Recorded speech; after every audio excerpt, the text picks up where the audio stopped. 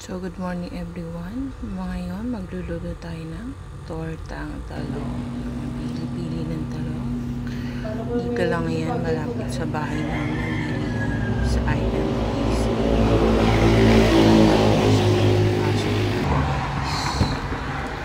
Nag-isda rin sila. Okay. Para sa sasawa nila. Bumili na din ako ng bawang.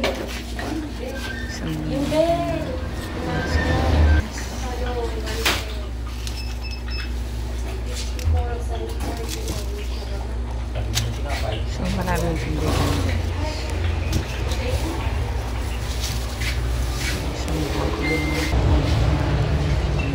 So, pag naka 300 ka, yan, meron pang raffle. Pirma tayo. Siyempre, baka surtihin tayo, di ba? 87 na ate. Patay na ang weekly. So, for every 300, Nahanap kayo? Wala pa po. pinamili na. So, yun guys. So, yung 4 na pirasong talong ay 54 pesos. So, isang bote ng mantika is 29. At ang itlog ay 8 pesos ang isa. So, pagkatapos ng video, kwentahin natin kung magkano nagastos natin. So, yan. Dahil wala tayong uling, dito natin ihawin yung talong sa kalan. Okay lang din naman yun. Yan talaga lagi kong ginagawa.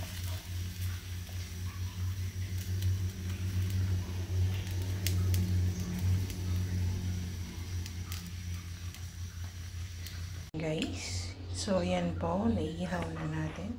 Babalta natin siya. So yan po, nabalat na natin yung talong. So, 3 egg.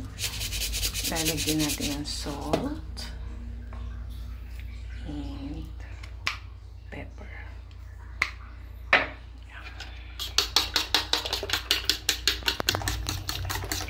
So, yun po. 3 itlog po yun.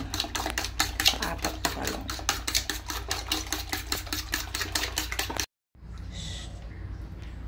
Yeah. So, sasawsaw natin siya sa egg. Yeah. Tapos, ilalagay natin sa at yan.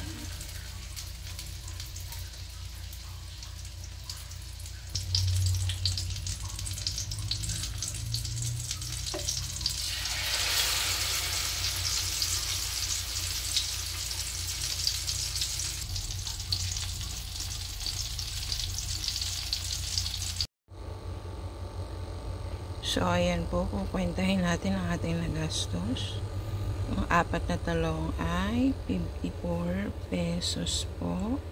Yan. Tapos 3 itlog ay 24. 8 ang isang itlog. Ang mantika ay 29. So, yung tortang talong is 107. 4 na peraso yun. So, yung kalamansi para sa sausawan at 4 na saging 37 pesos para sa prutas. So, ang lunch natin ay 151 pesos lang. Diba? Mura lang. Ayan na po yung lunch natin, guys. With salad. Tikman po natin itong tortang talong. Yan na.